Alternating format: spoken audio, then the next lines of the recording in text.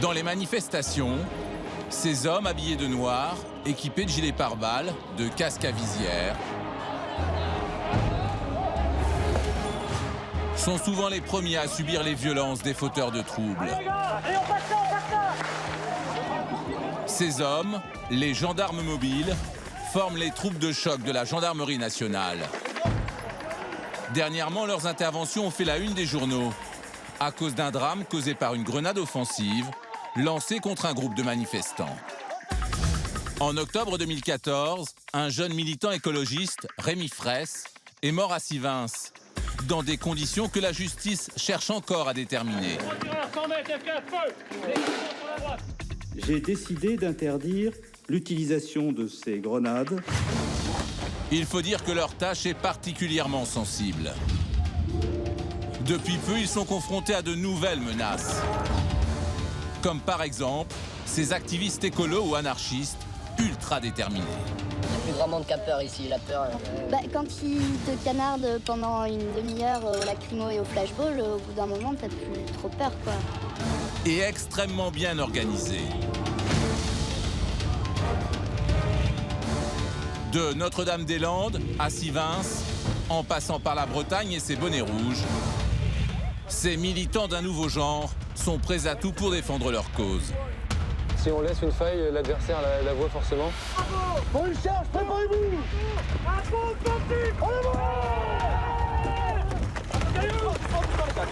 En immersion avec les forces de l'ordre, vous découvrirez des documents exclusifs. Jusqu'où peuvent-ils aller? Quelles sont leurs techniques pour gérer des situations à haut risque? Donc ce qui est attendu de ma part, c'est être en mesure d'intervenir à l'intérieur de la salle d'audience, sur mes instructions. D'accord. Voilà. Le maintien de l'ordre a-t-il ses limites? Dans quelle situation ont-ils le droit de faire usage de la force? Les gendarmes mobiles interviennent également pour sécuriser les abords des stades de football lors de rencontres à risque. Actes de vandalisme, affrontements entre supporters. À la moindre provocation, la situation peut basculer. Aux gendarmes mobiles de rétablir l'ordre. Vous pourrez voir les images inédites filmées en marge d'un match Bastia Olympique de Marseille. Mais balancez-moi des grenades, LG! Un demande de soutien d'un peloton en ligne de contact! Pendant plusieurs mois, nous avons suivi au plus près un escadron. J'ai eu une fracture ouverte du gros orteil. Des opérations de maintien de l'ordre à la maîtrise d'individus récalcitrants. Monsieur, vous n'avez pas le droit de circuler. Allez, monsieur, s'il vous plaît. Tapez-moi dessus, vous, c'est votre boulot, c'est votre boulot. Toujours loin de leur famille. Sur 20 ans en gendarmerie mobile, ils n'auront passé que 10 ans en famille. On a dû se déplacer à peu près 4 fois peut-être. C'est chiant par contre pour se faire des amis et tout. Voici l'histoire très rarement filmée d'hommes toujours prêts au combat pour faire respecter la loi et qui ne manquent pas de sang-froid. Pour le détachement, garde-vous.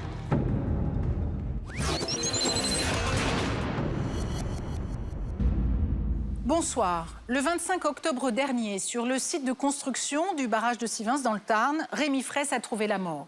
En cause, selon les premiers éléments de l'enquête, un tir de grenade offensive. Une grenade tirée par des gendarmes mobiles. À la suite de ce décès, de nombreuses manifestations ont dégénéré, à Nantes ou à Toulouse notamment. Ce sont ces mêmes gendarmes mobiles qui sont depuis quelques mois en première ligne sur tous les mouvements sociaux. Mariage pour tous, implantation de l'aéroport de Notre-Dame-des-Landes, bonnet rouge, adversaire de l'écotaxe. Leurs missions sont très proches de celles des CRS, mais elles sont moins connues du grand public. Alors, qui sont ces gendarmes mobiles? Comment travaillent-ils?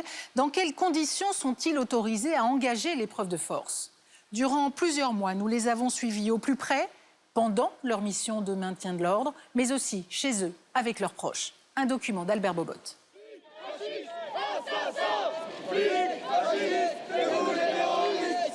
Nantes, 1er novembre 2014. Dans les rues du centre-ville, cette manifestation peut basculer à tout moment dans la violence.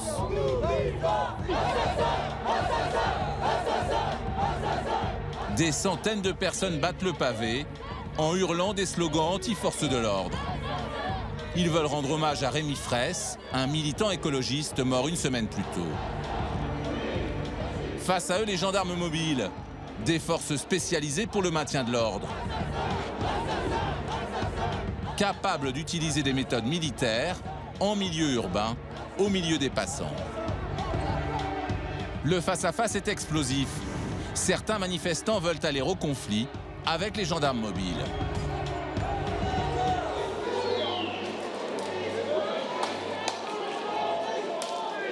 Il est 15h45 quand se produisent les premières provocations.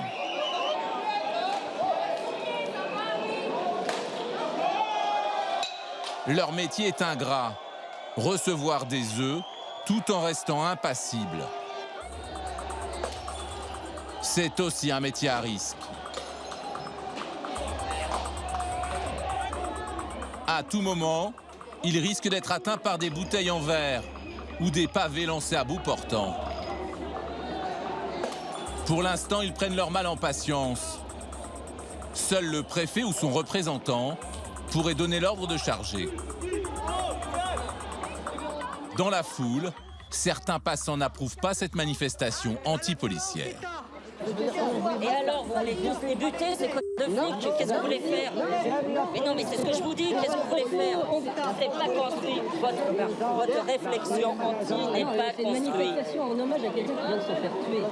Vous avez vu la violence dans laquelle, pour un hommage, voici le silence pour un hommage. Et soudain, la manifestation s'embrase.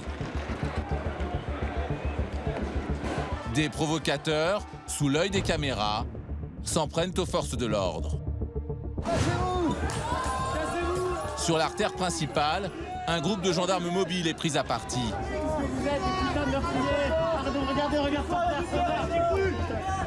Première riposte avec une bombe lacrymogène, ce qui provoque la fureur des casseurs.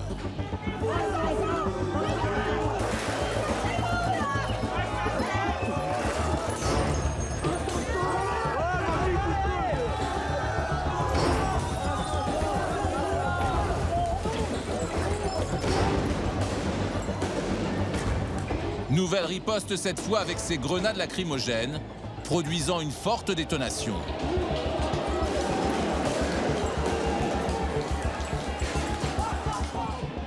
Les fumées des grenades lacrymogènes rendent l'atmosphère irrespirable. Les pavés continuent de pleuvoir.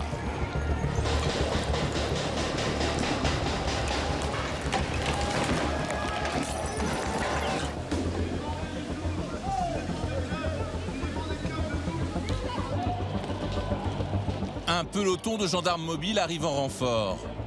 Le centre-ville devient un champ de bataille. C'est la panique.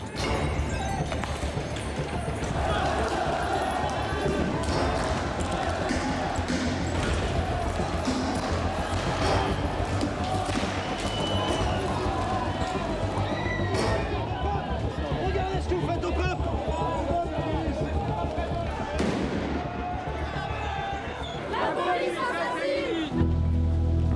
Dans les rues qui desservent l'axe principal, au milieu des promeneurs, les gendarmes mobiles se déploient pour protéger les commerçants. Les cafetiers démontent leurs terrasses. Tous se mettent à l'abri. Certains casseurs en profitent pour s'attaquer aux gendarmes mobiles dans leur dos.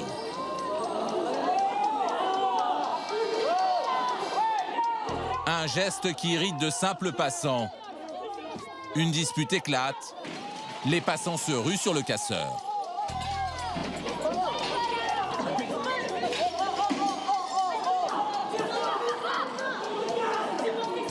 Le jeune délinquant ne s'attendait pas à une telle réaction. Pour se dédouaner, il prétend ne pas être conscient de la gravité de son acte.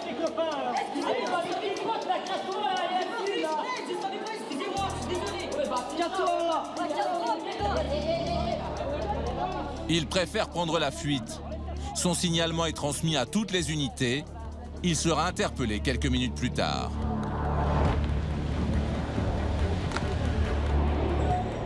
Sur l'axe principal, la bataille fait rage. Le mobilier urbain de Nantes est détruit.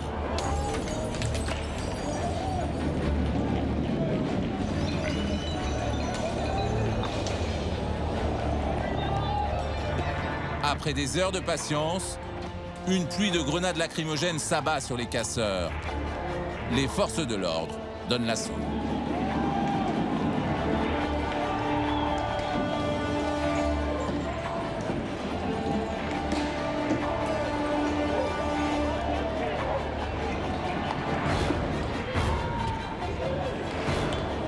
On compte les premiers blessés du côté des manifestants. Vous vous rendez compte? Qu'est-ce qui fait ça? On va nous parler de la police, les gens qui sont censés nous protéger là. C'est ça qui nous protège.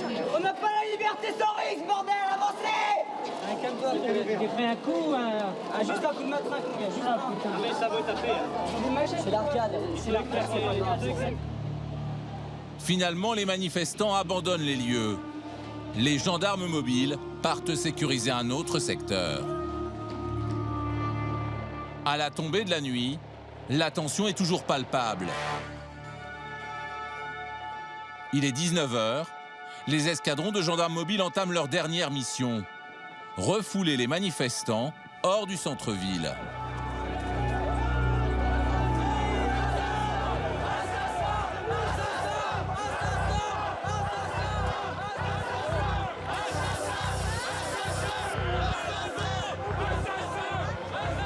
Des barricades de poubelles en flammes stoppent leur progression.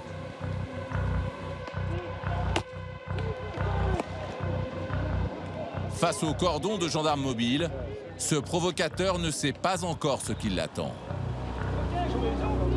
Le rouleau compresseur se remet en marche. Il emporte tout sur son passage, y compris le jeune homme imprudent.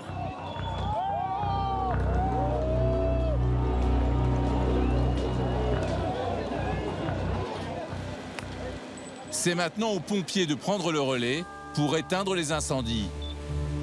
Poubelles, mobilier urbain, les dégâts sont importants. 20h, fin de mission pour les gendarmes mobiles. Bilan de cette manifestation, 25 interpellations, 5 blessés côté manifestants, 2 côté forces de l'ordre. Ces hommes en noir se laissent rarement filmer. Exceptionnellement, nos caméras ont pu les suivre au quotidien pour mieux cerner les difficultés de leur métier.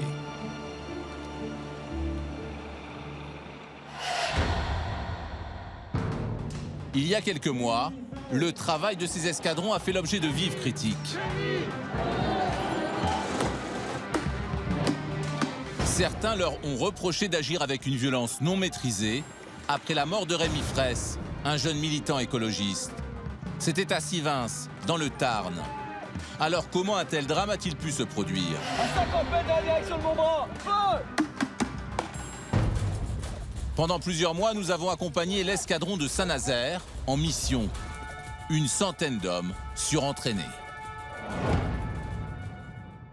Reculez, monsieur. Nous avons suivi Romain, une jeune recrue de 22 ans qui vient d'intégrer l'unité. Reculez, monsieur, gendarmerie. Comment réagira-t-il lors de ses premières missions de maintien de l'ordre? Sera-t-il à la hauteur? Reculez. Escadron à commandement. Vous découvrirez aussi Christophe, 48 ans. Il commande l'escadron de Saint-Nazaire depuis 2 ans.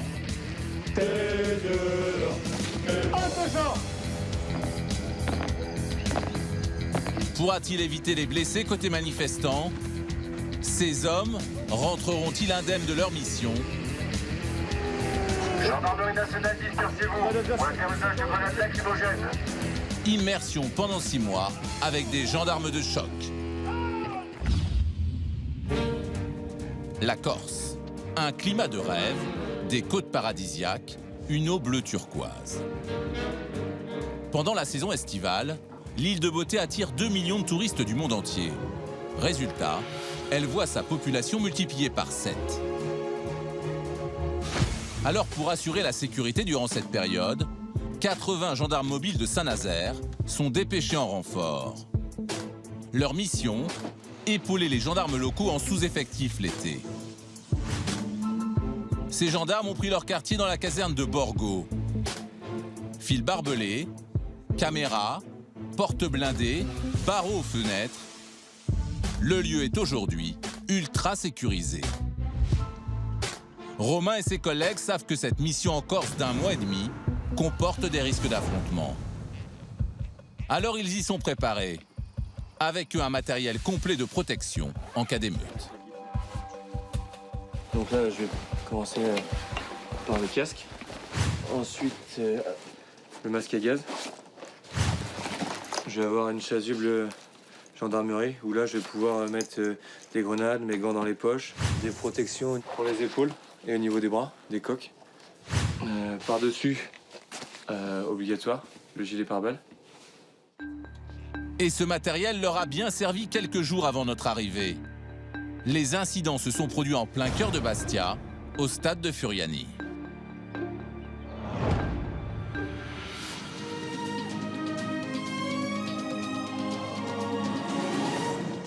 En France, le championnat de Ligue 1 de football a bien mal commencé en Corse et on ne parle pas là de résultats sportifs.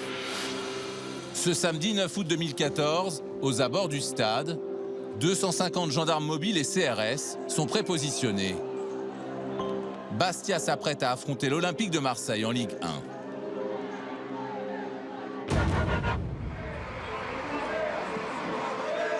1. Un match sous haute tension. Dans ces quarts, 90 supporters marseillais survoltés. Les risques d'affrontement avec ceux de Bastia sont jugés sérieux. Nous nous sommes procuré ces images tournées par les militaires eux-mêmes. Elles n'ont jamais été diffusées à la télévision.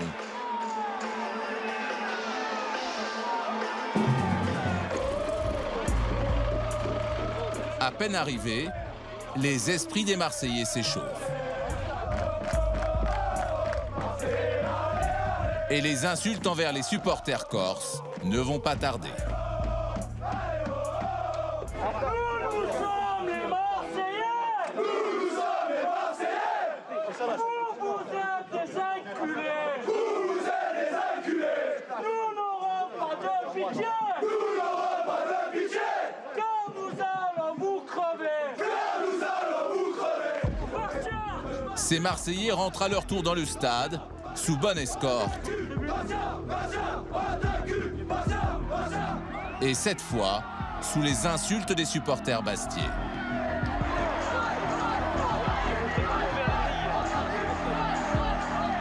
Les forces de l'ordre ont reçu des consignes très précises. Éviter le moindre contact entre les deux camps. Pour cela, les Marseillais sont confinés dans une tribune qui leur est spécialement réservée.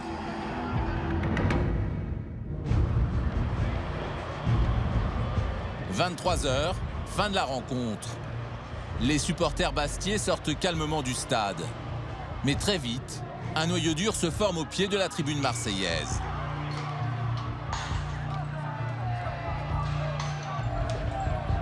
Les projectiles se mettent à pleuvoir.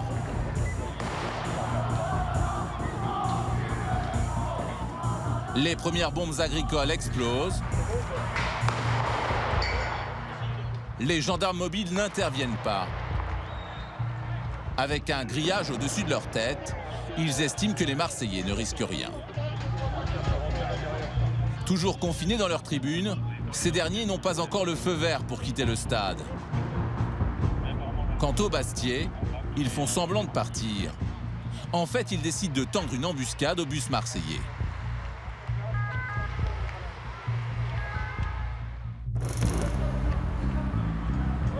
Une demi-heure plus tard, les Marseillais sortent enfin du stade. Et rapidement leurs bus quitteront les lieux tranquillement, loin des supporters bastiais. Les gendarmes mobiles étaient venus pour éviter le contact entre les deux équipes. La mission est accomplie. Attention, ça arrive. Laissez les bulles. Furieux d'avoir été bernés, les Bastiais se retournent contre les forces de l'ordre, qui en quelques secondes sont assaillis de tous côtés. Un demande de soutien d'un peloton en ligne de contact. 50 individus qui reviennent à la charge. Obé, gendarmerie, obé, on va aider pour la partie moderne. Allez les gars. Attention sur la gauche les gars. Et il faut qu'on aille au-delà. Pris au piège, Les gendarmes mobiles tirent des grenades lacrymogènes pour libérer la voie et surtout pour regagner leur fourgon. Putain, mais balancez-moi des grenades, LG! Mais sous les projectiles, impossible d'avancer. Charlie, élément de contact. Bravo, à gauche. Mission, aux ordres de Bravo, ok. Ça va bien, ça va demander une charge, limite de bon. Ils doivent faire face à une violence inouïe pour un simple match de foot.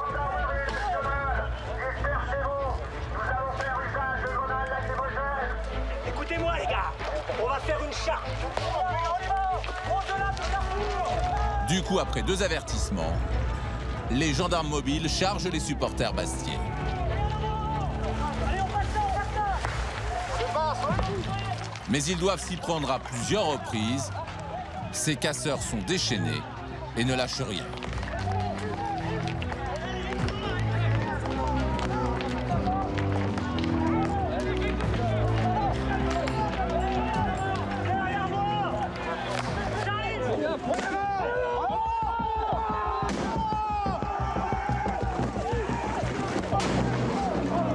Attention, ça vient derrière, ça vient derrière. Au bout d'une demi-heure, les gendarmes mobiles se retirent. Leur mission est terminée. Ce soir-là, il s'agissait uniquement d'empêcher l'affrontement direct entre supporters bastiais et marseillais. Et rien de plus. Bilan de la soirée, 5 arrestations. Ils essayent d'ouvrir les véhicules de derrière. Les interpellés seront jugés quelques jours plus tard. Oh putain, sur le toit, ils l'ont pris. Côté gendarmes et policiers, 44 blessés, dont 7 gravement.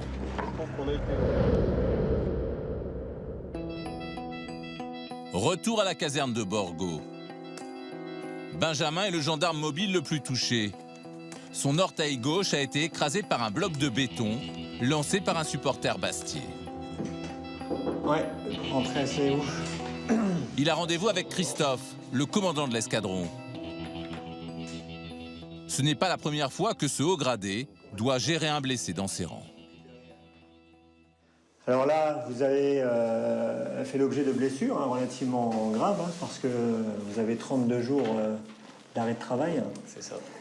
Bon, vous êtes jeune. Alors je sais, quand on est jeune, on a un peu les boules, on va dire ça comme ça, parce qu'on quitte l'unité, on quitte ses camarades. Mais en même temps, c'est les risques du métier, je sais que vous les assumez. Et en étant en plus au peloton d'intervention, c'est le peloton qui sera le plus souvent en contact de l'adversaire violent. J'ai eu une fracture ouverte du gros orteil. C'était mon premier maintien de l'ordre, donc c'est vrai que je ne m'attendais pas à une telle violence. Ils étaient nombreux et on a essuyé beaucoup de tirs de projectiles, quoi, donc je ne m'attendais pas à ça. Mais... Voici ce que Benjamin a reçu sur le pied. Un cylindre en béton de 20 kilos, entreposé près du stade, lancé par des supporters déchaînés. Ce sont les risques du métier, mais ne banalisons pas les risques du métier. Il faut rester objectif. Est-ce que parce qu'on est gendarme mobile aujourd'hui, à chaque déploiement de l'unité, on doit se prendre un bloc de béton de 20 kg sur les pieds? J'en suis pas convaincu. Donc il y a bien aussi un message à faire passer, que le représentant de la force fait son travail dans un cadre légal que je respecte, moi, chef, parce que la réponse que je vais apporter aux manifestants va être adaptée. Il y aura une montée graduelle dans la force que je vais utiliser, mais on sait très bien qu'en face, il n'y a pas de limite, il n'y a pas de règle. Dites-nous quand vous êtes arrivé, faites-le savoir. J'appellerai le secrétariat. Pour Benjamin, la Corse, c'est terminé. Ça fait toujours bizarre de quitter ses camarades, mais bon, après, il y aura d'autres déplacements, quoi, donc je les retrouverai dans des meilleures conditions. Bon retour. Merci, mon commandant. Ce gendarme mobile ne sera resté que 10 jours sur l'île de Beauté. Il retrouvera ses camarades dans un mois, à Saint-Nazaire. De son côté, Romain, la jeune recrue, est encore sous le choc. Pour sa première mission, il ne s'attendait certainement pas à ce baptême du feu. Grosse adrénaline. C'est vrai que On n'était pas parti dans l'optique, tout se passait bien et d'un coup ça s'est vite dégradé. Donc c'est vrai que l'adrénaline est montée, c'est la première fois. Dans cet escadron, un gendarme mobile sur 3 a été blessé. Romain s'en tire plutôt bien. J'ai eu des acouphènes au niveau des 2 oreilles. On a reçu des pétards agricoles dans nos pieds, donc quand ça a explosé, c'est vrai que ça fait bizarre. C'est la première fois, donc on n'entend plus rien, ça fait un bruit aigu et on n'entend plus trop les autres parler. Des bourdonnements, mais rien de grave. Alors il reprend aussitôt du service. Et pendant 1 mois et demi, il ne va pas chômer. Romain effectue tout type d'opération, comme la surveillance du littoral. La mission inattendue, mais après, ça fait aussi partie de nos compétences. On est multicasquettes.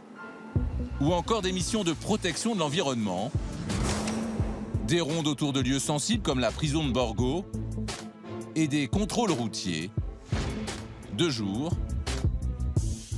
On va vous verbaliser pour la ceinture, monsieur. Verbalisez-moi. Comme de nuit. Doucement, monsieur. Non, je monte juste le travail, monsieur. Je m'en fous, Ici, ces gendarmes mobiles venus du continent doivent faire preuve de diplomatie. En Corse, il faut contrôler, mais calmement, toi. Ouais, non, je sais pas. Enfin, pour moi, il va prendre ça comme une agression. Une agression. D'accord. Et après, ça peut vite partir dans les tours, tu vois.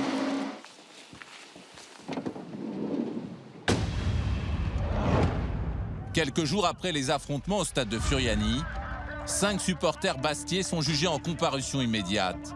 Des hooligans, identifiés par les forces de l'ordre grâce aux images vidéo qu'elles ont tournées ce soir-là.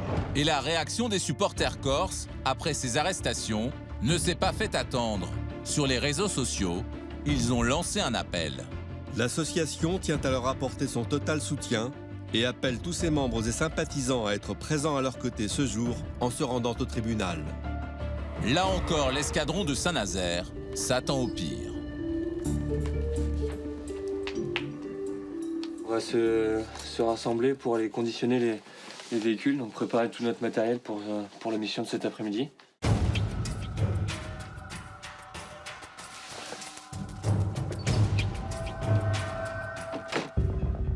Alors cette fois, Romain et tout l'escadron déploient les grands moyens, à commencer par des boucliers en double exemplaire. Les boucliers, on est en ligne de contact, donc au premier rang, donc on est les premiers face à l'adversaire. On a des plus petits, pour être, c'est plus maniable. Si on doit aller interpeller quelqu'un, c'est vrai que c'est plus facile de bouger avec un petit bouclier qu'avec un grand. Ça devient vite encombrant ces grands boucliers en fait. Mais aussi des casques, des matraques, des béliers, et pas seulement. Cet escadron sort l'artillerie lourde, le célèbre fusil d'assaut des militaires. C'est le FAMAS, donc on amène en maintien de l'ordre ou outre-mer ou sur les territoires extérieurs. C'est une arme dangereuse. Une arme qu'on utilise qu'en cas de légitime défense et nécessité absolue. Donc c'est moi qui prends la décision si un de mes camarades, par exemple, est blessé sous le feu de l'adversaire, pris à partie par une arme à feu. C'est moi qui prends la décision si je rentre dans le cadre légal, qui est très important à connaître. Donc c'est un cas exceptionnel, quoi. C'est un cas très exceptionnel, oui. Il ne peut être utilisé que de manière proportionnée, quand par exemple, des criminels font feu sur les forces de l'ordre.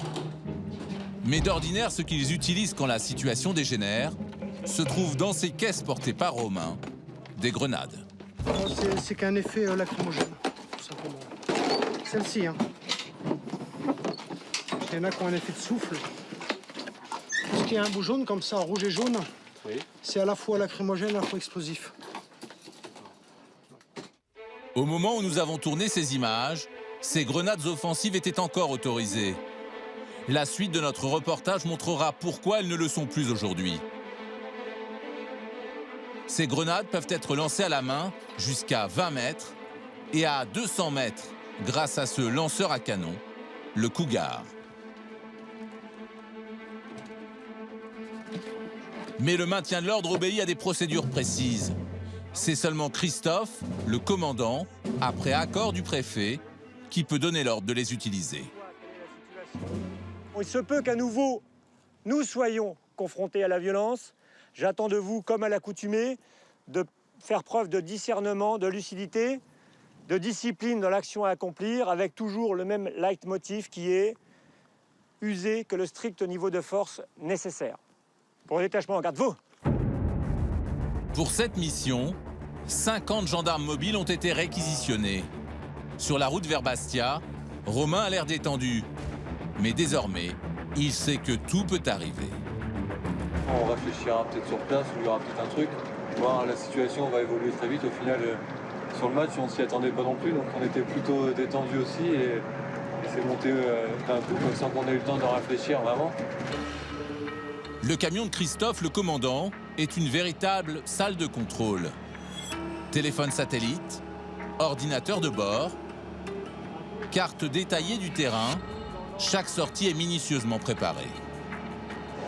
À tous les 35-3, nous disposons d'un officier de police judiciaire en mesure, si nécessaire, de procéder aux sommations pour l'emploi de la force.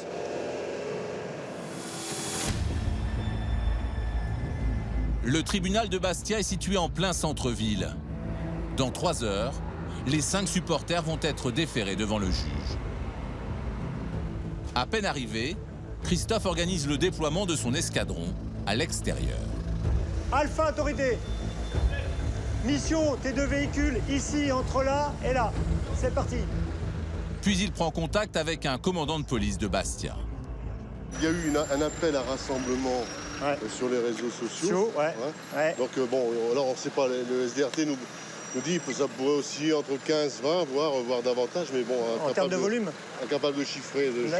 D'accord. Par expérience, il sait qu'un appel au rassemblement peut, en fonction du jugement, vite dégénérer. On ne connaît pas à l'heure actuelle le volume de l'adversaire et les modes d'action. Il n'est pas exclu également qu'au-delà de l'intérieur du palais, il y ait des rassemblements à l'extérieur. Alain, commandant de peloton adjoint, avec moi, Rocco. Faire une reco, c'est la reconnaissance des lieux, guidée par le commandant de police pour intervenir efficacement si la situation dégénère. Notamment ici, dans la salle des pas perdus. Là, on est sur la salle des pas perdus. Et en fonction, on canalisera ici directement. Voilà, c'est ça. Ok, ça marche.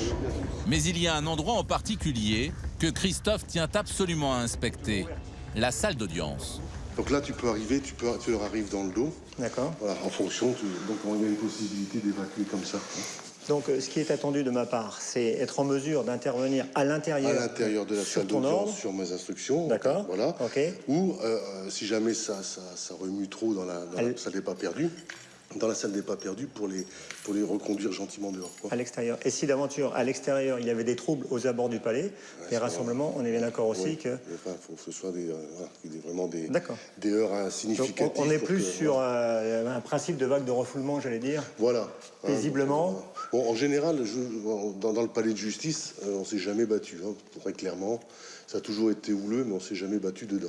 D'accord. Dehors, mais pas dedans. À quelques minutes du procès, une poignée de supporters attend sagement dans la salle des pas perdus. Et à l'extérieur du tribunal, c'est le calme plat. Malgré tout, Romain s'équipe de la tête aux pieds. C'est la procédure. On peut pas partir non plus en maintien de l'ordre en étant en chemisette, quoi. Faut qu'on se protège, donc si ça peut nous éviter de nous blesser, ça serait bien, donc on fait avec. L'audience vient de débuter. Pendant ce temps-là, Romain et ses collègues doivent tuer le temps. Prendre son mal en patience fait aussi partie du métier. On préfère l'action, mais malheureusement, c'est pas nous qui décidons du moment où elle se déclenche. Donc, comme on dit, on prend son mal en patience. Et on attend voir un peu ce que l'avenir nous réserve. 3 heures plus tard, 4 supporters sont condamnés à la prison avec sursis et à interdiction de stade. Le 5e est relaxé. Face aux 44 blessés côté force de l'ordre, les prévenus s'en tirent bien. Merci en tout cas. Ouais, ok, on fait mouvement retour, c'est bon pour moi. La situation reste donc calme à la sortie. Fin de mission pour les gendarmes mobiles. D'une manière générale, ils constatent que la violence exercée à leur encontre est de plus en plus forte. Malheureusement, on est dans un défouloir et on en subit un peu les conséquences. C'est pas comme avant où effectivement il y avait une gradation de la violence. Là, on passe de rien du tout à une violence extrême. Et malheureusement, on a du mal un peu à endiguer le problème parce que je pense que c'est dans la culture des jeunes maintenant de passer par la violence. Il n'y a pas d'intermédiaire.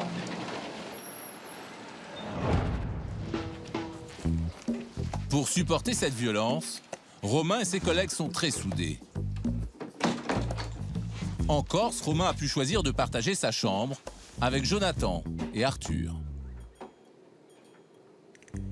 Il y a un esprit de famille ici ou... Ouais. C'est comme des frangins, enfin... C'est vrai qu'on est tout le temps ensemble, on s'entend bien. Ouais. On se connaît à force de travailler, à travailler ensemble, donc c'est vrai qu'on a confiance avec la personne avec qui on est à côté ou derrière. C'est vrai que de savoir qu'il y a quelqu'un derrière qui... Ça soulage quand même. Ouais, ça rassure vachement de savoir qu'il y a quelqu'un, on est tous un bloc, on est tous soudés, et que c'est pas chacun pour soi, parce que chacun pour soi, on n'y arriverait pas, quoi. Dans la chambre, règne un esprit potache. Surtout quand Romain prend soin de ses affaires avec son arme de guerre, le fer à repasser. C'est pas contraignant, ça, de devoir repasser ses chemises, ses polos Non, ça se fait, hein, il faut le faire. Je sais pas, moi, ça me dérange pas plus que ça. J'ai pas non plus 15 tonnes de linge à faire, donc on va pas engager une femme de ménage pour venir nous faire notre repassage. Nico, toi, fais-tu ton repassage? Non. Qui fait le repassage? Ça sert à rien. On est en 2014, ça sert plus à rien de repasser. On en a rarement. Si, pour les tenues de cérémonie. Encore. Que ce qui se voit.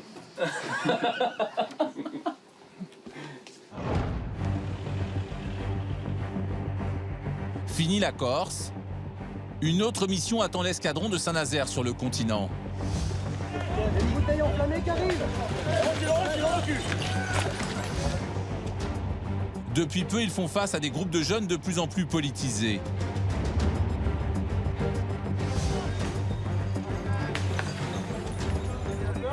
De nouveaux activistes bien organisés qui opèrent dans des zones rurales dont ils connaissent le moindre sentier et ils n'ont peur de rien.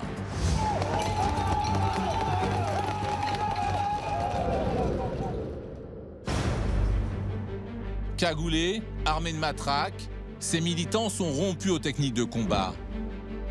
Affronter les gendarmes mobiles ne leur fait pas peur. Depuis 2012, un lieu en France symbolise cette nouvelle forme de violence, Notre-Dame-des-Landes, à 20 km de Nantes. Sur cette commune rurale, un aéroport devait prochainement voir le jour. Une zone d'aménagement, rebaptisée par les opposants, zone à défendre. Pour préserver l'environnement, des militants venus du monde entier occupent le terrain jour et nuit.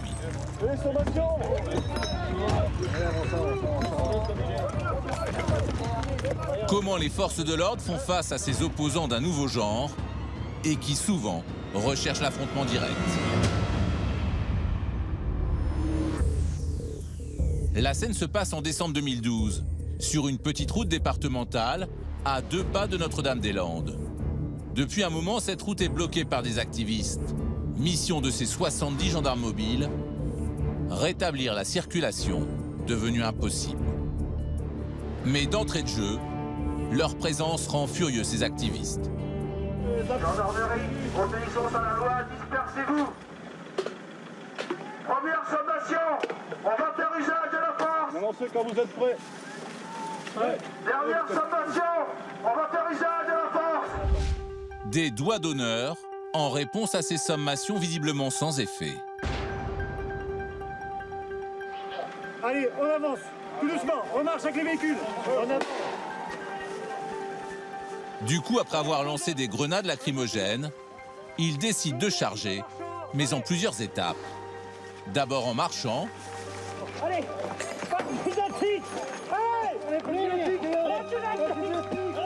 puis au pas de course.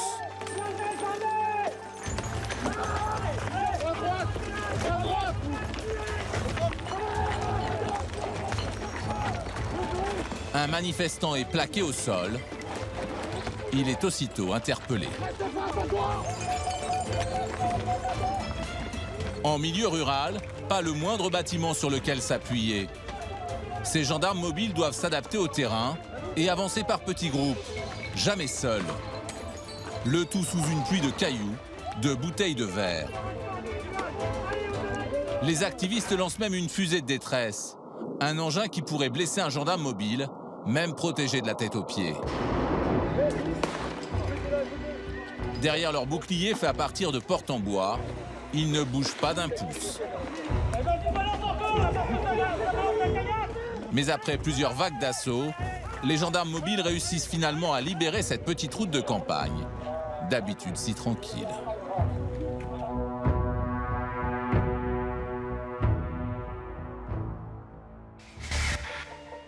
Depuis peu, les lieux de contestation avec les activistes ultra-violents sont en augmentation.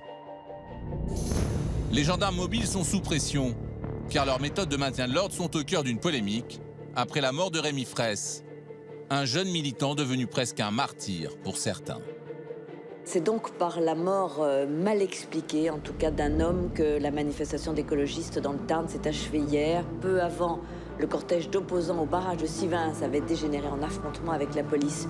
Une enquête est en cours. Retour sur cette actualité qui a marqué la France. Tout commence dans un coin perdu, qui il y a quelques mois n'était connu que des agriculteurs et des militants écologistes. Sivins. Dans cette forêt du Tarn, un barrage devait approvisionner en eau les agriculteurs, qui en manquent cruellement pendant l'été.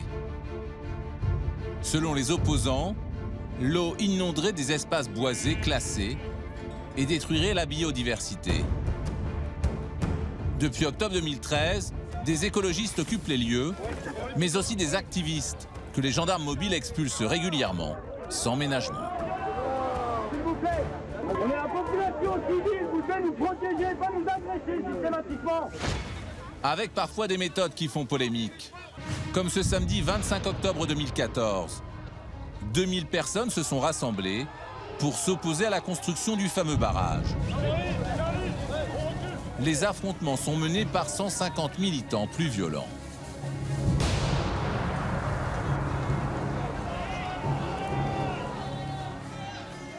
Dans la forêt, ils n'hésitent pas à s'en prendre directement aux forces de l'ordre. Sur ces images, un homme saisit un gendarme mobile et le jette à terre. Avant d'être stoppé net, les gendarmes mobiles semblent débordés et battent en retraite. Car en face, les activistes sont prêts à en découdre.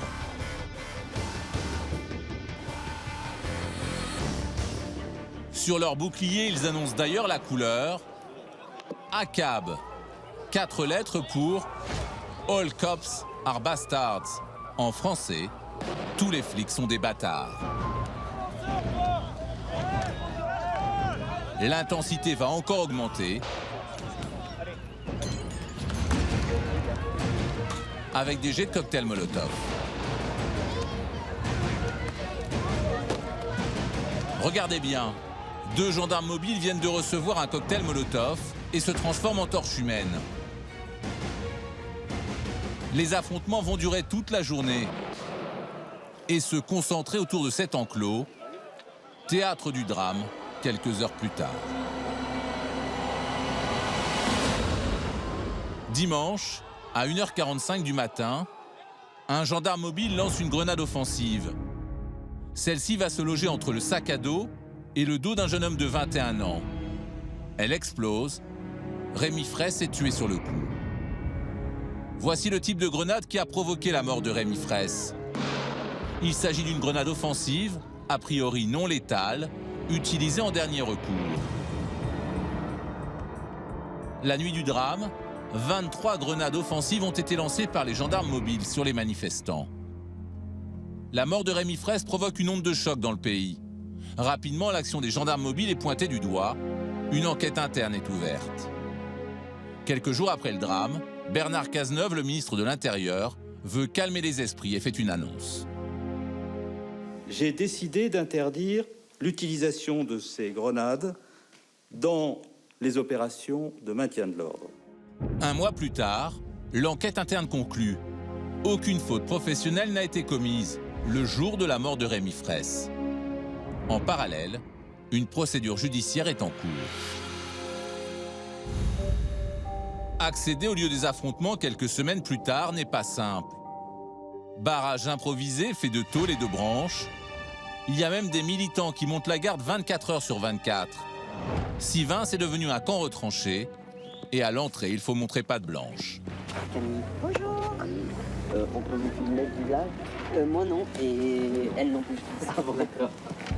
Hors de question de filmer leur visage. Ces militants occupent le terrain illégalement. Ils sont passibles de poursuites judiciaires.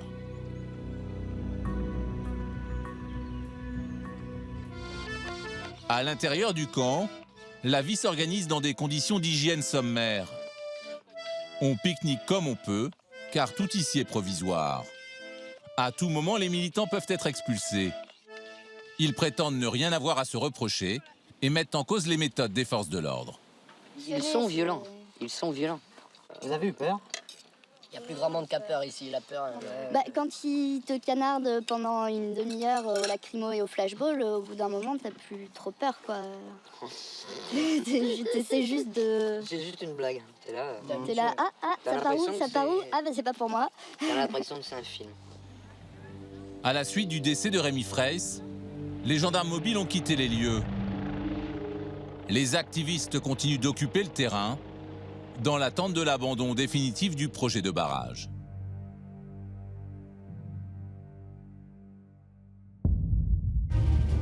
Manifestants violents, hooligans survoltés, activistes jusqu'aux boutistes, des rassemblements qui dégénèrent de plus en plus. Ces nouvelles menaces, les gendarmes mobiles sont-ils vraiment bien préparés à les affronter ?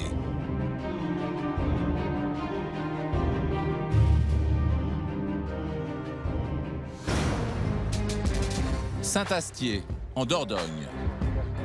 Christophe, le commandant de l'escadron de Saint-Nazaire, et Romain, la jeune recrue, suivent des stages très poussés pour renforcer leur maîtrise de soi, c'est-à-dire garder son calme dans les grands moments de stress pour éviter les dérapages. Une semaine tous les 2 ans, ces gendarmes mobiles se perfectionnent dans ce centre d'entraînement, unique en Europe. Exercice du jour, contenir des manifestants surexcités qui ont séquestré un directeur d'usine. L'escadron sera évalué par des formateurs de la gendarmerie nationale. Pensez à avoir en permanence le souci d'économie des forces au-delà de ce que le commandant GTG a prévu dans son ordre d'opération. Romain et ses collègues prennent leur rôle très au sérieux, même s'il s'agit d'un exercice. Il faut tenir, on est bouclier, donc on est à ligne de contact, on est aux premières loges en face des manifestants, il faut tenir. Derrière nous, il y a du monde, donc il ne faut pas que... Vous êtes en confiance? On est en confiance, oui, il faut. Il y a une part de stress qui s'instaure, mais oui, il faut être en confiance, il faut être sûr de soi et confiant. Sinon, si on laisse une faille, l'adversaire la voit forcément. Les casques, les gars. Carcasses de voitures incendiées, débris au sol, bruit assourdissant. À peine descendus de leur fourgon, ces hommes sont plongés dans un environnement plus vrai que nature et particulièrement hostile. Cette progression en colonne a été maintes et maintes fois répétée. Romain est en première ligne, ce qui l'attend des manifestants plus qu'énervés, un rôle tenu par leurs collègues. La mission de Christophe, relever un autre escadron qui tente de les contenir depuis plusieurs heures déjà. Ici, les pavés sont en mousse. Écoute-moi, je suis en mesure de relever tes éléments, cela, et de m'emparer jusqu'au plan juste exclu. C'est bon? À partir de maintenant, Christophe est seul aux commandes. Sous sa responsabilité, 80 gendarmes mobiles dont Romain. Il doit éviter les blessés dans ses rangs et parmi les manifestants. Sous ses ordres, l'escadron avance progressivement comme un rouleau compresseur. Jacques, tu dis que je me suis emparé à golf du compartiment de terrain, place des justes exclus, ok, que je vais valoriser mon dispositif avec le peloton VB. Est-ce que c'est reçu? Reçu. Un officier de liaison rapporte directement au préfet qui suit l'évolution des opérations sur le terrain. C'est la procédure. Christophe opère avec des sections d'une 20aine d'hommes. Il en dispose de 4, baptisés Alpha, Bravo, Charlie et India. Juste écoutez-moi, c'est ici ça se passe. Je vais demander à India rapidement qu'il vienne sur mon dispositif. Nous allons nous emparer à pied de la place des Justes. Bravo Charlie, en faisant effort sur Sébastopol et Maroc pour repousser l'adversaire. Organisez-vous, préparez-vous sur mon ordre, j'attends India. La décision d'utiliser les grenades repose également sur ses épaules. Vous bénéficiez de tirs de grenades lacrymogènes. Alba, on fait ça dynamiquement. Plus on dynamique, plus on va les repousser. Et avant de charger, un officier de police judiciaire effectue 2 sommations. C'est obligatoire. Véhicule, bravo, réitérez les avertissements. Gendarmerie nationale, dispersez-vous. On va faire usage de nos armes. Gendarmerie nationale, dispersez-vous. On va faire usage de nos armes. L'assaut est donné. Par petites grappes, ces gendarmes mobiles chargent. Mais la tâche va être plus compliquée que prévu.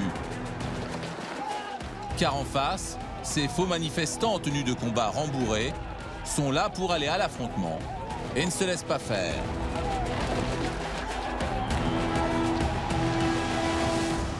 Ils sont mis hors d'état de nuire. Mission accomplie pour Christophe. Avec son escadron, il lui a fallu 1 heure pour sécuriser le lieu. Un bon point pour le commandant. Durant ce stage de perfectionnement, ces gendarmes mobiles multiplient les exercices de maintien de l'ordre, de jour comme de nuit.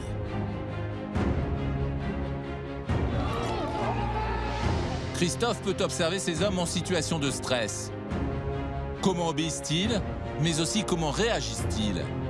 Car un gendarme mobile prend des initiatives, il doit être à même de prendre les bonnes décisions au bon moment. Nous faisons face, depuis le début du stage, à des situations qui ne sont pas faciles. Il faut que vous ayez conscience de la mission qui est donnée.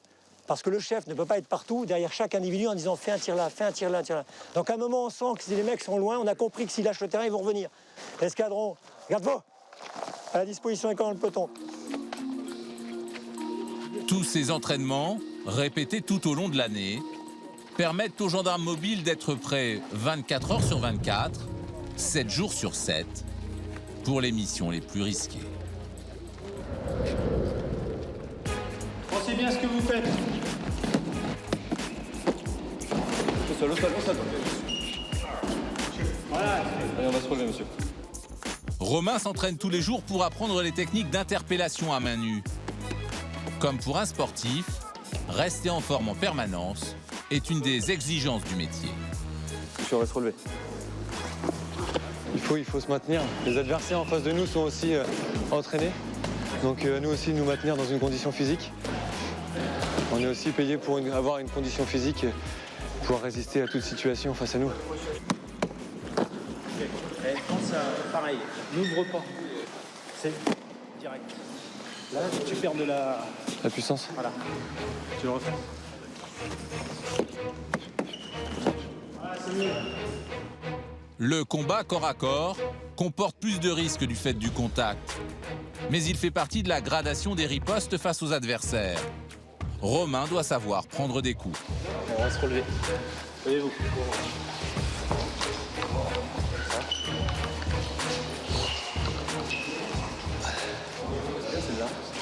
C'est bien celle-là. On prend des coups, on en reçoit. C'est aussi pour l'action qu'on a envie d'intégrer le gendarme mobile. Oui, on n'est pas là non plus pour en recevoir des tonnes des coups. L'objectif, c'est de ne pas en prendre. Pour Jean-Marc, leur adjudant, les techniques de combat évoluent parce que l'adversaire lui aussi a changé. Si je me mets là, au niveau de ses coups, il va pouvoir balancer plein de balles. Si je contrôle son coude, là, je vais peut-être pouvoir en prendre, mais je les aurai moins forts. Plus agressif aujourd'hui qu'avant, par Non, je dirais pas plus agressif. Ils viennent plus facilement en contact. Avant, il y avait le respect du gendarme. Maintenant, il y a toujours ce respect pour certaines personnes, mais certaines personnes n'hésitent plus à venir au contact. Et le gendarme ne fait plus autant peur qu'avant, ou aussi peur s'il tentait qu'on fasse peur. On n'est pas là pour ça, mais voilà. Après le corps à corps, Jean-Marc dirige l'entraînement du peloton aux manœuvres collectives. Direction, mon bras, itinéraire, donc les escaliers et la place du rapport. Dès que prêt, rendez compte. Prêt. 10, prêt. En avant. Ils sont équipés pour le maintien de l'ordre. Casque, bouclier, carapace, masque à gaz. Avec tous ces kilos en plus, il faut pouvoir bouger, ramper et sauter en souplesse. Mais attention, même à l'entraînement, le risque zéro n'existe pas.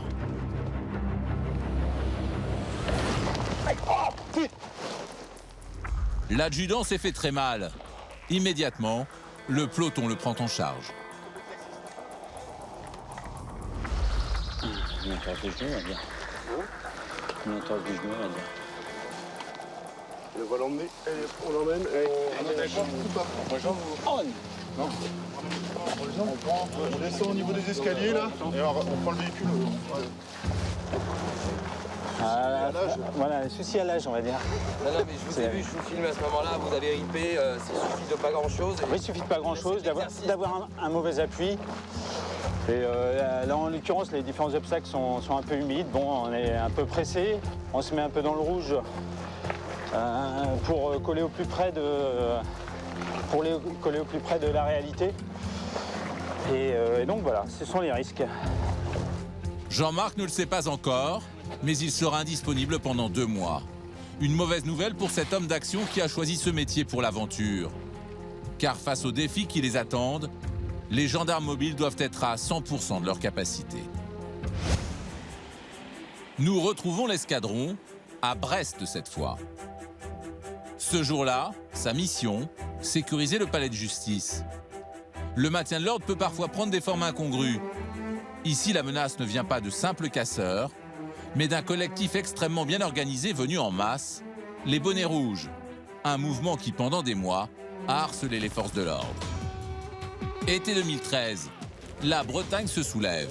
On va leur montrer notre mécontentement. Venez derrière, là. Venez là.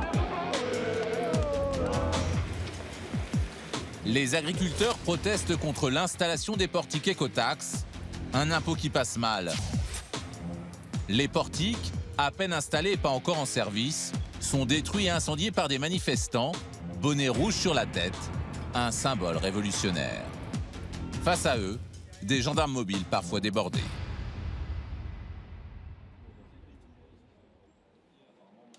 Ce jour-là, les bonnets rouges viennent soutenir 7 des leurs, interpellés après la destruction d'un portique.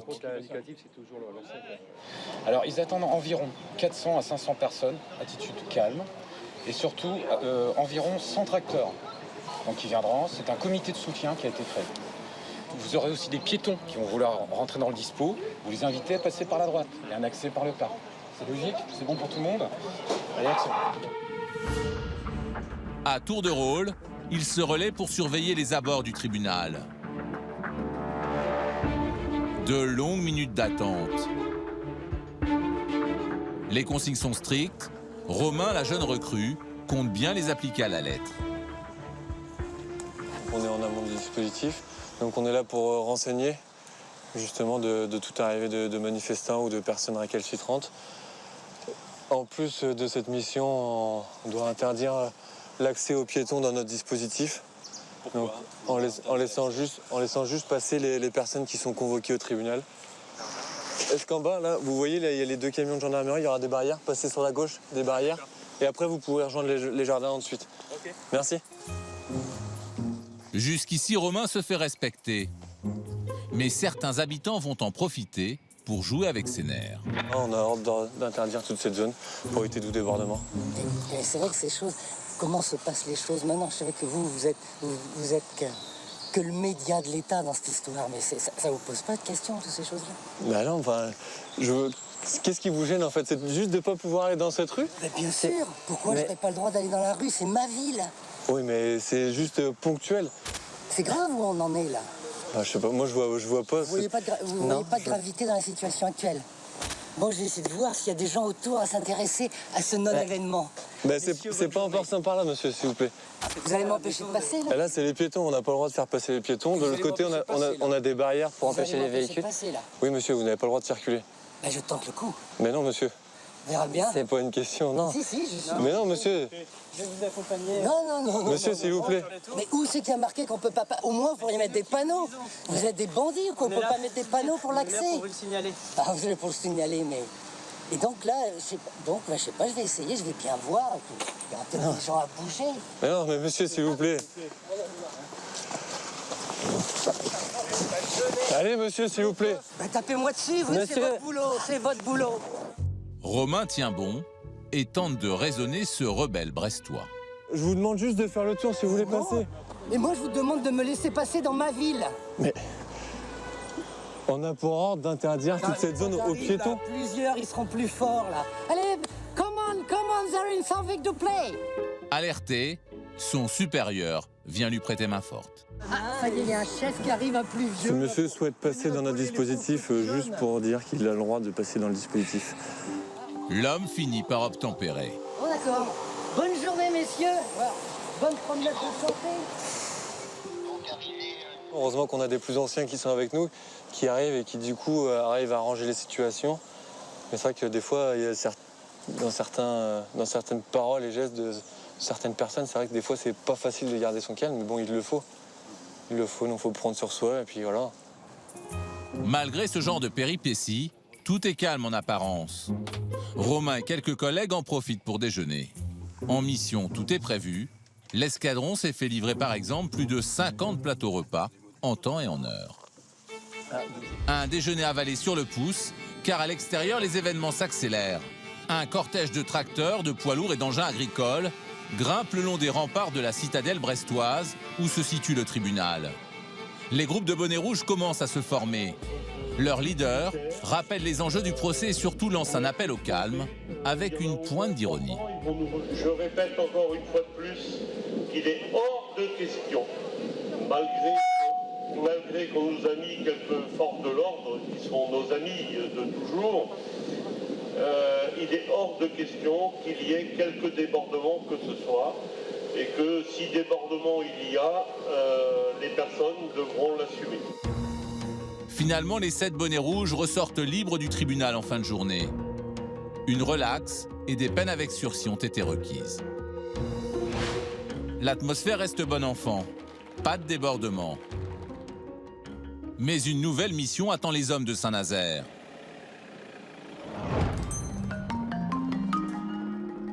En général, ils dorment à l'hôtel, ou comme ici dans une autre caserne. En déplacement, Christophe bénéficie d'une chambre individuelle, un privilège qui est dû à son grade. Comme vous le voyez, c'est assez sommaire, hein. Pour autant, ça me suffit, on a l'habitude de vivre en déplacement, hein. On est un peu comme des grands voyageurs. Christophe passe la plupart de son temps libre dans sa chambre. Il connaît la solitude du chef. En fait, c'est ça le rôle du chef, c'est que le chef est entouré tout au long de la journée, lors des missions, y compris de nuit, quand il y en a.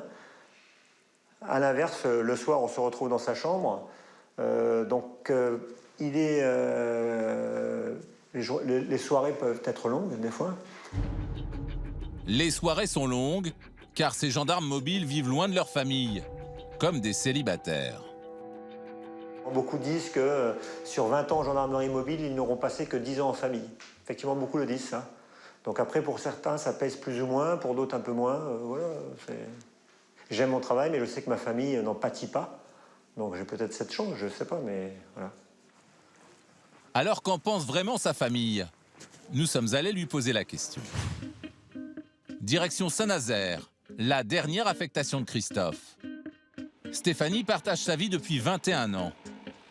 En l'absence de son mari, elle élève seule leurs enfants, Quentin et Jérémy, des jumeaux âgés de 12 ans.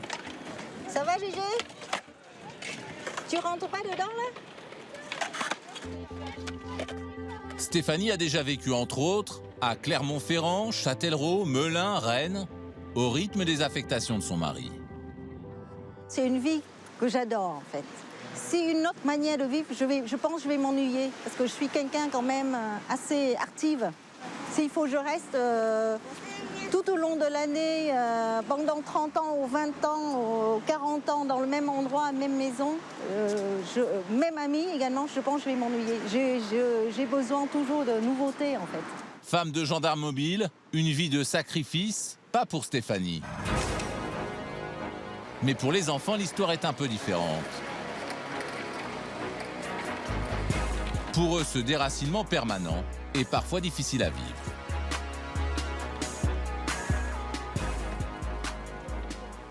On a dû se déplacer à peu près 4 fois peut-être. Du coup, c'est chiant par contre pour se faire des amis et tout, ça... Ça, vous perdez vos copains à chaque fois, non? C'est difficile ça de se refaire des copains à chaque fois? Bah ouais, un peu, parce que quand ils te connaissent pas, les amis, les gens, ils veulent pas trop te connaître. Du coup, c'est bien d'être deux comme ça, au moins on n'est pas tout seul. Vous êtes dans la même classe? Bah non, mais pendant les récrés, au moins, on n'est pas tout seul. Demain, c'est la rentrée scolaire. Une de plus sans leur père pour Quentin et Jérémy. Merci. Toute la famille vit dans une caserne à 2 km du bord de mer. Chaque soir à l'heure du dîner, pour Stéphanie et les jumeaux, c'est la même attente. Ah bah c'est papa. Le coup de fil de Christophe. Allô? Bien, et toi? Tu peux mettre l'ampli, mon Quentin? Tout est prêt, au sac et tout, là? Ouais. Vous êtes super content de retourner à l'école? Trop content. Ouais, c'est sûr. Ouais, c'est trop bien. Bon, bah écoute, je vous souhaite une bonne soirée, je t'embrasse. Merci, chérie. Bisous, Brouille, et bon courage aux gamins. Goodbye, bisous. Bye bye. À demain. Ciao. À demain. Vous vous appelez tous les soirs? Tous les soirs et des fois, plusieurs fois par jour. En fonction de sa disponibilité, quoi. Vous êtes en contact permanent, finalement? Tout le temps. Juste pour dire des choses ou nous entendre. Pour Romain, ses débuts dans la gendarmerie mobile ont été convaincants. À 22 ans, il a su faire preuve de dévouement et de solidarité dans un métier à risque et exigeant. Christophe a su éviter le pire au cours des affrontements. Il a démontré sang-froid et lucidité à la tête de ses hommes dans des circonstances difficiles.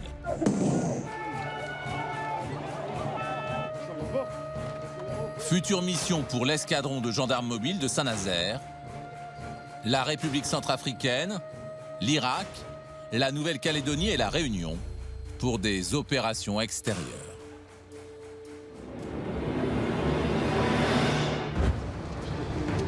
D'autres gendarmes mobiles, comme ce peloton d'intervention, sillonnent l'Hexagone pour des missions de maintien de l'ordre, notamment face aux délinquants les plus dangereux. Allez les Indias, ça suit, vous remontez un peu là, vous prenez le latéral. Sarah, 30 ans, célibataire et sans enfant, commande un groupe de 19 hommes. Payez mon commandement, repos, pas de questions. Garde à vous. Bon payant. Elle a de très grosses responsabilités. En opération, la vie de ces hommes dépend de ses ordres. Dans quelques jours, elle va sécuriser le transfert d'un prisonnier. A priori, une mission banale. Sauf que le prisonnier en question est considéré comme très dangereux et surtout des complices pourraient profiter de ce transfert pour organiser un guet-apens. Le risque d'évasion est donc pris très au sérieux.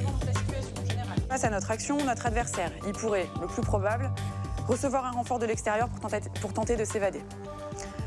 Un petit peu moins probable, tenter d'échapper à la surveillance de son escorte. Et enfin, ce qui pourrait se passer mais qui est le moins probable, tenter d'attenter à l'intégrité du personnel d'escorte pour s'évader. Le prisonnier n'est autre qu'Ivan Colonna, ex-ennemi public numéro 1. En 2009, la justice l'a condamné après une longue cavale pour le meurtre du préfet Erignac, exécuté en pleine rue. C'était à Ajaccio, le 6 février 1998. Il a écopé de la peine maximale, la prison à perpétuité. Incarcéré près de Fontainebleau, en Seine-et-Marne, Ivan Colonna voulait se rapprocher de sa famille qui habite dans le sud de la France. La demande a été acceptée par les autorités judiciaires. Sarah et ses hommes entrent en scène Cette vie sous tension, au plus près du danger, fait le bonheur de la jeune femme. On vit différemment, on a souvent des rythmes décalés, les journées sont longues, les missions parfois très proches les unes des autres, avec pas mal de pression ou d'exigence. Mais malgré tout, c'est passionnant, c'est génial.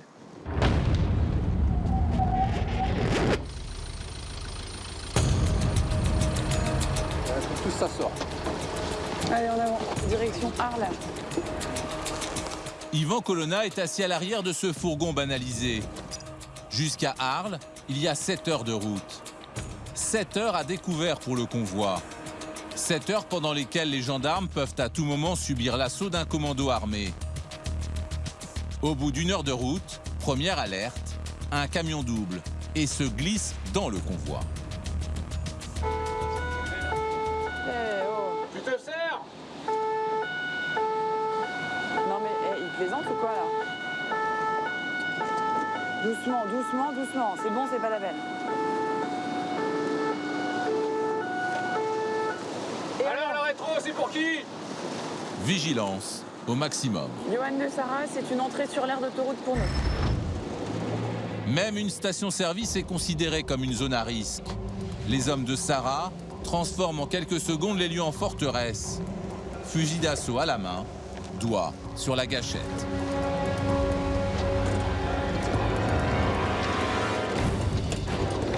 Pour une escorte, en fait, c'est jamais bon de s'arrêter. Une escorte doit être toujours roulante. Tout se passe bien, c'est bon? Ouais. Yvan Colonna, dont on distingue la silhouette, est assis à l'arrière de ce fourgon. Allez, go, c'est bon. 1, 2 et 3. 3. Complet dans le véhicule? Ouais. La nouvelle prison d'Yvan Colonna est proche.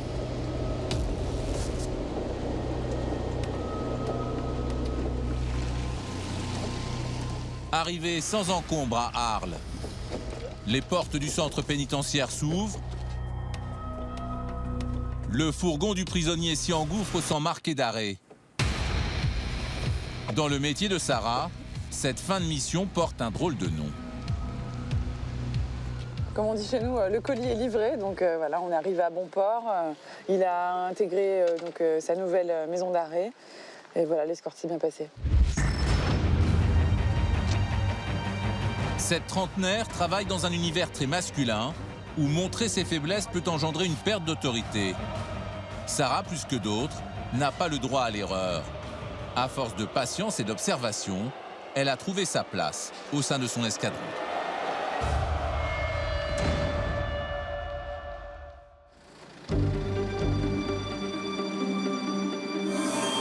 Il est 5 heures du matin, sur un parking dans le nord de la France.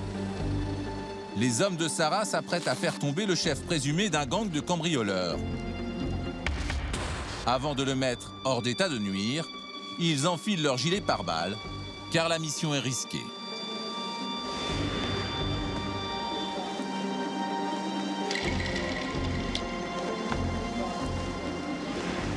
C'est assez lourd, assez encombrant en fait. Ouais. Tout équipé, on a entre 15 et 20 kilos de matériel. Sarah lance le top départ. Johan de Sarah. Il y a notre mouvement, colonne inter, puis le mouvement enquêteur qui arriveront après sur zone. Sarah et ses 15 hommes ce jour-là se lancent dans une interpellation sur un terrain occupé par des caravanes. 6 heures, l'assaut va commencer. Dans une obscurité quasi totale, éclairée par un phare d'hélicoptère, Sarah et ses hommes s'infiltrent dans le camp.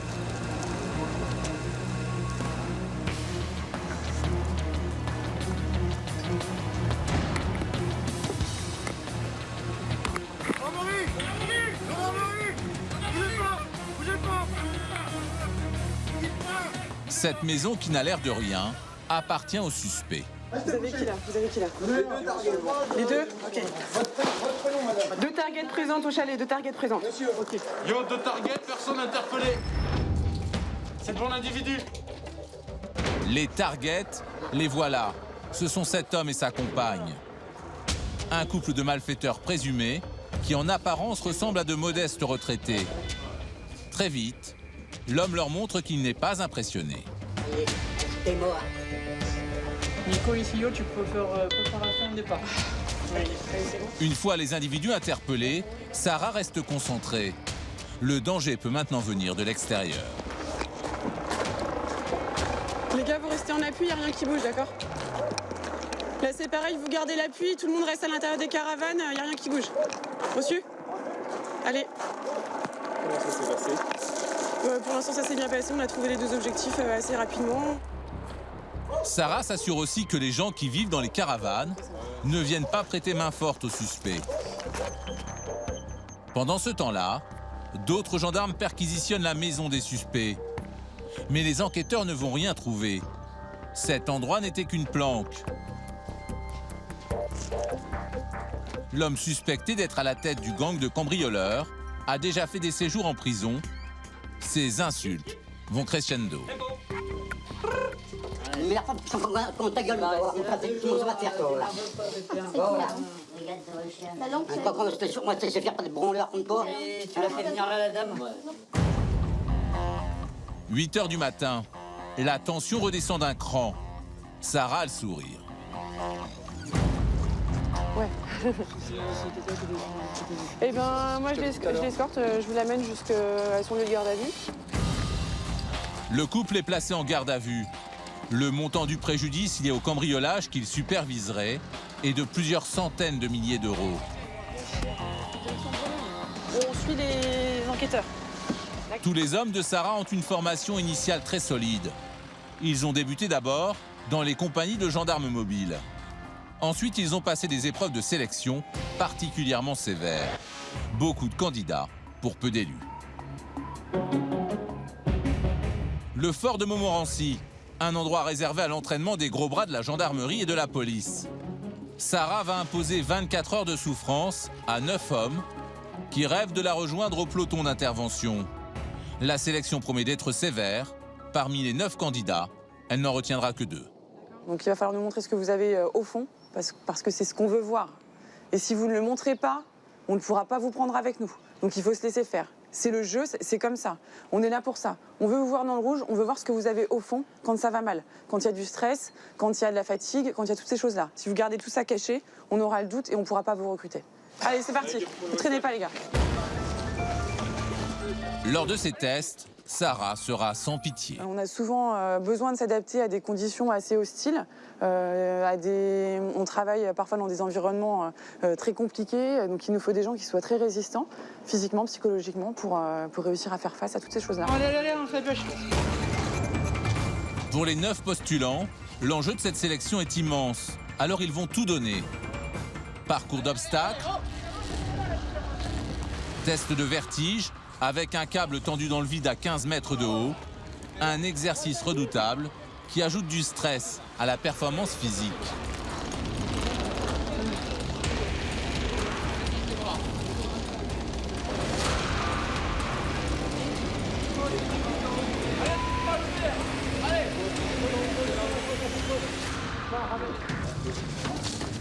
Tu veux garder la polaire ou je vais Non, enlève ta polaire. J'ai pas de ceinture. 25 ans, rêve d'entrer dans le peloton d'intervention de Sarah. Donc cet atelier, parcours de tir à fixe. Il va passer les tests de tir. L'exercice, bien sûr, est noté. Pour le mettre en condition, les instructeurs lui donnent une arme avec des balles à blanc.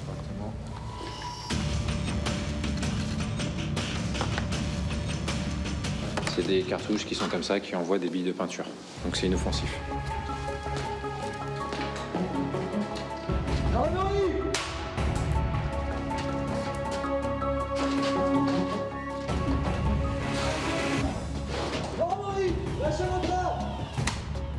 Mais il va faire une erreur.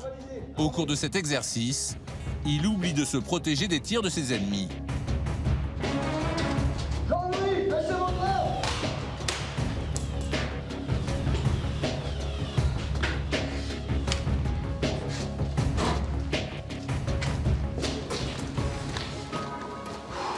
avec le stress, la fatigue, on voit qu'on oublie pas mal de choses qui sont importantes, comme se protéger, tout basique, et on oublie tout ça malheureusement. Ensuite, les candidats sont testés sur leurs connaissances. Orthographe, syntaxe, culture générale. Avec la fatigue accumulée, un simple exercice devient un casse-tête. On veut aussi vérifier qu'ils sont capables d'écrire français correctement, de bien s'exprimer, si on a des procédures à faire.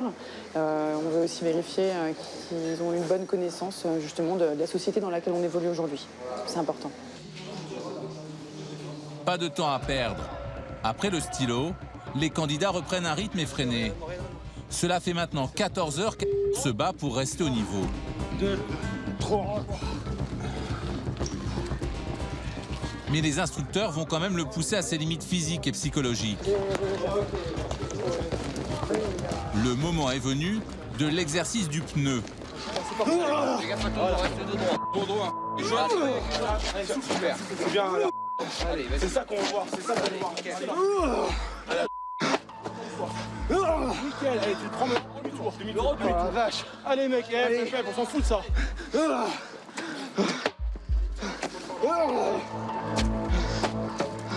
Allez, putain. Allez, c'est ça qu'on veut voir. Allez, encore, allez. Allez, encore deux. Tu me suis, voilà. Allez, c'est bien. C'est bien. Allez, jusque-là. Allez. Tu fais demi-tour, fais demi-tour. Allez, vas-y, retourne. Le lendemain, on se prépare à une séance où des instructeurs vont tester sa résistance à la douleur. C'est le moment redouté du stage un peu, on va dire. Enfin, pour ma part, en tout cas, je sais pas mes camarades. Mais moi, c'est pas mon atelier préféré, on va dire. Mais bon, donc je suis un peu tendu.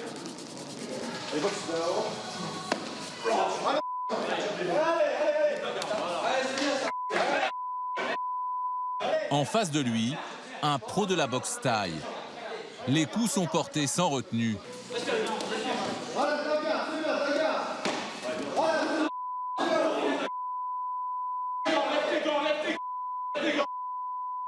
Au bout de quelques minutes, est touché.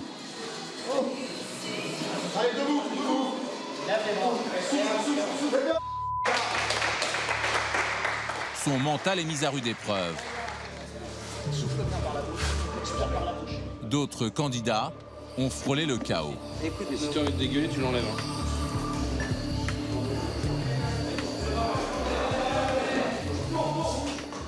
Allez, maintenant que c'est terminé pour la partie physique et technique, vous allez vous remettre en condition.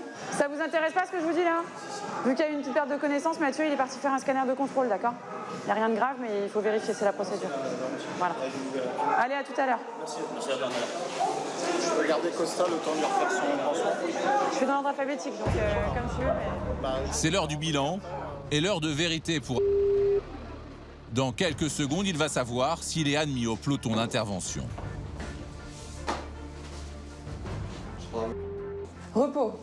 Tu peux t'asseoir. Dire honnêtement, tu as des belles compétences. Tu nous as fait des bonnes perfs sur la plupart des activités pendant ces 2 jours. Donc c'est bien, tu as montré des belles choses. Par contre, vraiment, là, il faut quand même qu'on se dise des choses. Moi, ce qui me reste un petit peu sur le cœur, là, c'est l'écrit. Honnêtement, je me dis que si jamais tu viens dans mon peloton, j'ai pas fini de m'arracher les cheveux à relire tes comptes rendus, donc il va falloir qu'on trouve un arrangement, parce que sinon, je te dis pas. Et alors la culture G, c'était le festival, hein. Mais bon, Monsieur Computer qui a inventé l'ordinateur, j'étais pas au courant. Haussmann qui a construit la Sainte-Chapelle et le Beagle qui est un oiseau, bon, je pense que... Hein. Puis alors, ordre et progrès, la devise de la Chine, je pense que celle-là, c'est celle qui m'a laissé sur le derrière. Mais bon, c'est pas grave. Bon, malgré ça, voilà, c'est quand même pas mal et j'aurais quand même envie de miser sur toi. Ok? C'est bien. Merci. C'est bon pour nous, je pense, hein, tous? Ouais. Merci. Oui. Oui. Je vous remercie. C'est super plaisant. Merci. A gagné sa place dans le peloton d'intervention. Quelques semaines plus tard, il partira pour 3 mois de mission en Martinique.